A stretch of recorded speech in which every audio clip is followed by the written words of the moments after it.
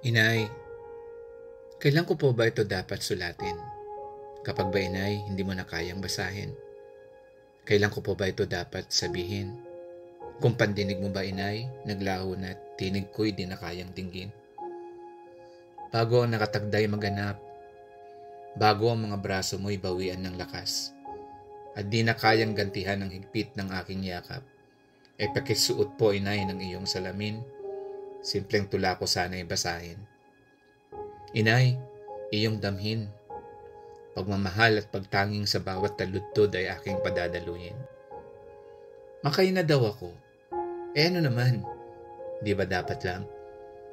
Sa puso ko't isip, ikalimang utos ang nakaukit. Kung ang ina, ang anak ay di malilimutan. Ang anak, inay, di pwedeng talikuran. Ako'y nakarating sa gustong paroonan dahil nilingon ko sinapupunang pinanggalingan. Sinapupunang pinaglagakan ng buhay kong sa Panginoon na hiram. Noong bata ako't walang muwang, inay, di mo ako pinabayaan. Mga bisig mo'y nagsilbi kong duyan. Pagmamahal mo'y ang aking kanlungan.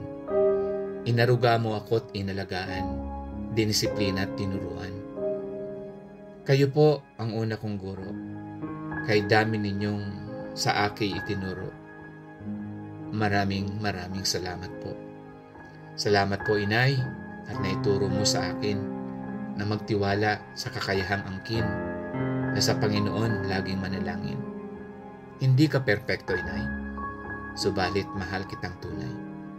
Bigkis nating Diyos ang pumanday, mananatili hanggang sa kabilang buhay. Inay,